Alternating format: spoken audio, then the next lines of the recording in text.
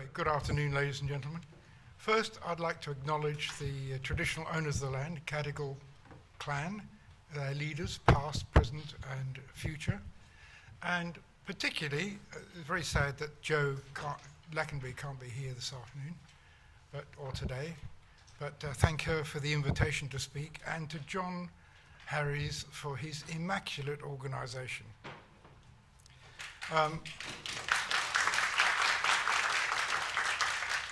I haven't got very long to speak, so I shall speak quickly, but not too fast, I hope. I want to talk about nuclear-powered submarines. Now, there's nothing to do with the weapons, nothing to do with the... It's just the propulsion plant for the submarine. I hope it doesn't disappoint the people who are into weapon systems.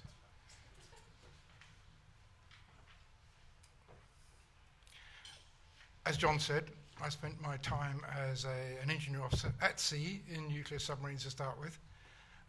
When I came ashore, after having operated, refueled, maintained submarines, I went to headquarters, and one of the jobs I had there was the head of the future nuclear submarine propulsion plant design section. We were then working on a radical new design, which is the one that was fitted in the Astute class.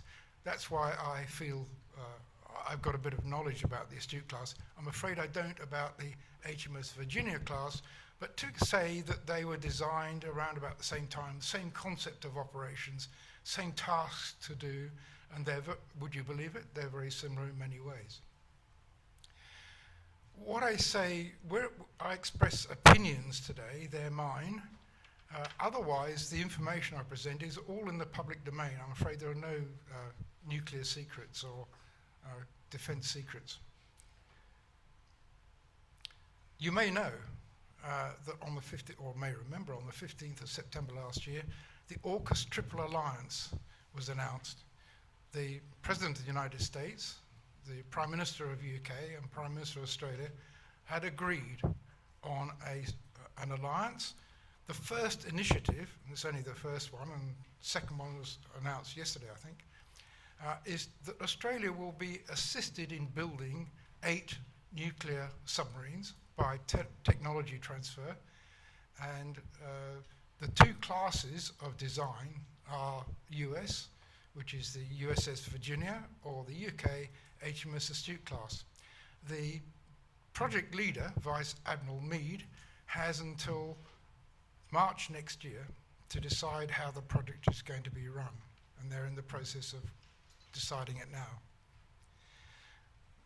The 2 latest submarines, just the pictures here, they're quite similar, but not identical, and I'm going to cover that. The first thing to say is any weapons system has 2 parts. Particularly if it's a warship, you have what's called the platform, which carries the weapons system, and it's the weapons system that does the fighting. Because a warship has 3 functions. One is to float, the second is to move, and the third is to fight. People keep on forgetting the first couple, but without the first 2, the third wouldn't be much use. I'm just talking about the platform today.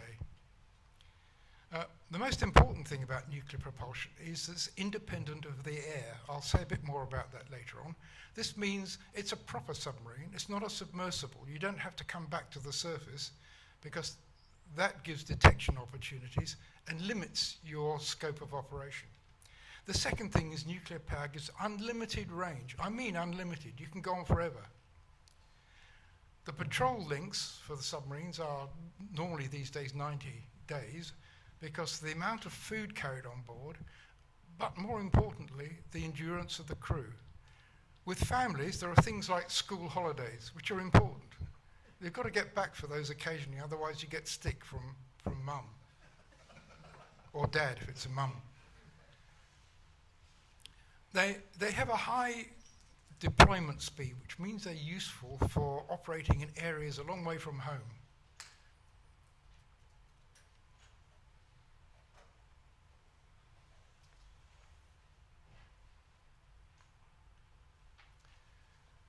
Now, stealth. Stealth means quietness. The technology front, the area of competition is not so much about how fast a submarine can go, It's how quiet it is. Who's got the quietest submarine? Because this underwater, electromagnetic radiation doesn't work. Everything is done by sound. So you want to avoid being detected. You actually detect your targets, you classify them, make sure you know what you're firing at, and you attack them using sound. And the quietest submarine is the one that has the best chance of surviving. A covert attack on an enemy submarine means you creep up, launch a wire-guided torpedo, and he doesn't know you've done it. If he hears you, you get into a dogfight situation, and you don't get many points for coming second. Having a really competent platform means that your weapons system, combat system, weapons and sensors, can be used to their optimum performance. This is a quick summary of the key characteristics. The ones in yellow are the ones I'm going to talk about. The Astute class is a bit shorter. The diameter is larger, and that was deliberately done partly for the machinery we designed. You needed a larger hull diameter. But as a matter of interest, the length to breadth ratio for hydrodynamic efficiency is better with a shorter submarine and a larger diameter. Speed, now you've got 30 knots or 25 knots plus. You don't need that. Only once in my entire time on board nuclear submarines do we travel at full speed for any length of time. Why? Because the minute you wind up in speed, you get turbulence around the hull, you generate noise, and that's a giveaway. More importantly, it tends to deafen your own sonar set, so you can't hear as well as you could do when you're traveling quietly. The other important thing, of course, about the Astute class is that the crew is a smaller number. That was a deliberate policy. It wasn't easy to achieve, because if you want to make the submarine shorter, the best way of doing it is reducing the crew number, reducing the food carried, the bunk spaces, the mess decks, everything. It all gets smaller. I've put down the price at the bottom, and I haven't tried to compare them because they're, although they're roughly same age, they're in US dollars and UK pounds. But there is a difference, as you can see. So, what is this fuss about nuclear power for submarines? Well, as I said, air independent. You're not oxidizing a fossil fuel which requires oxygen, which you have to get from the atmosphere. On a conventional submarine, you have to come back to periscope depth, run the diesels, and then charge the battery as fast as you can before you can go down again. Nuclear, not true. The other amazing thing, I think one of the other presenters today has mentioned energy density. I think this is the absolutely outstanding thing about nuclear fission. Uranium-235, we're talking about orders of a million difference. The fuel in the latest, in the Virginia and the Astute class, inside the fuel is all the energy you need for 30 years inside the fuel. It's like walking into a car showroom and the chap saying, I'd like to show you the latest model. It's got all the fuel in it you'll need for the next 30 years. Under the bonnet, inside the engine. The problem is that uranium-235, when it's fissioned to release the energy from the nucleus, produces fission products. That's pairs of elements which are each pair, because there are a whole lot of them, but you have to add up, the atomic number has to add up to 92, the same as uranium. The fission products themselves are unstable and they decay away, producing radiation. And the half-lives of the decay products can be very, very short or very long, particularly the actinides and the lanthanides. The problem with decay with the decay is that these fission products, when they decay, produce decay heat. That means even when the reactor is shut down in a harbour, in maintenance, you've got energy being produced inside the core. You've got to remove that heat. So from the first day the reactor goes critical to the last day, when the fuel is removed, you've got to have core cooling. I don't want to insult anybody. I know we were talking to people who know about nuclear. I thought I'd quickly run through a couple of things though, just to make sure everybody's up to speed. The uranium-235, a fissile element, you attack it, or it absorbs actually, a thermal neutron. That's a slow speed neutron. It's only doing 2 kilometers a second. It splits into two, in this particular case, into barium and krypton. And in the process, the binding energy inside the uranium-235 is much larger than needed for the two smaller elements. It's released as energy. In this particular fission, you get 3 fast neutrons. Normally, it's closer to 2. The average over all the fission products is about 2.3. The skill of the nuclear reactor core designer is to make sure that one of those fast neutrons is reflected back into the core, because they're all trying to escape, and is moderated. Now, in a PWR, the moderator is the water. It slows the neutron down to a thermal neutron so that the process can continue. This is a cutaway picture of the Astute class. Up forward and aft, you've got the, there we are, got an arrow. Up, ballast tanks forward and aft, which you have filled with water. You blow the water out, the submarine comes back to the surface. Its normal environment, the best environment, is underwater. These are the forward hydroplanes, after hydroplanes and rudder for controlling it. This is the combat deck, 2 officers of the watch, one fighting the submarine and the other one flying the submarine, ballast tanks and depth control. Center deck, you've got bunk spaces, mess decks, bathrooms and galley, and the lower decks you've got weapon stowage, stores, and bits of machinery like air control. You generate your own oxygen, you absorb the carbon dioxide. No need to come to the surface. The back end of the submarine is all propulsion. Big reactor compartment with 2 shielded bulkheads.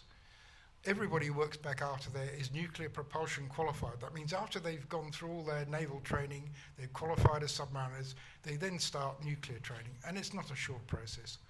Well, nuclear safety is important. They're all classified radiation workers as well.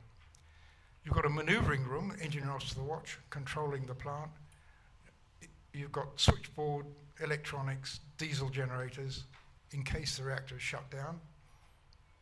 Back after, you've got the propulsion machinery, which is the main turbines, turbo alternators, and other equipment. Just a schematic. We've heard about PWR. Well, this is a PWR. Very pure coolant, primary coolant, circulated by a high-power main coolant pump. But this shows one loop, but in fact there are 2 loops. The water is pumped through the reactor.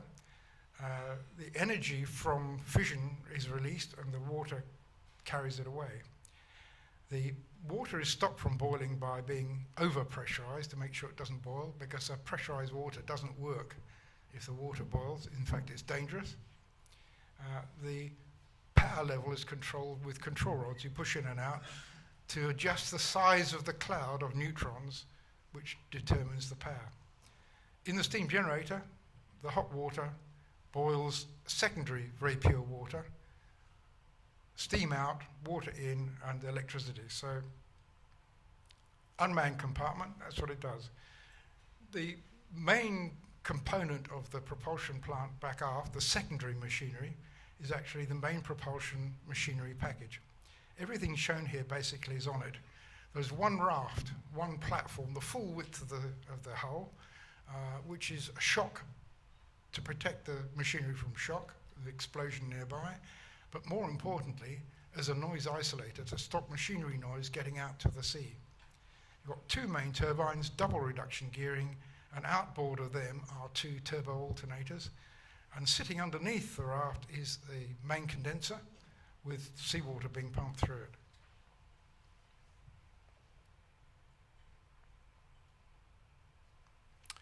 The modern way of building nuclear submarines is you build a whole series of rings in high tensile steel, HY80 or something like that, flat, and then you tip them up on end and you load them with modules, a whole series of modules. And I've talked about the main propulsion machinery package, goes in there, fits in that one. At the same time you fit the modules in, you also then load in all the wiring and the pipework.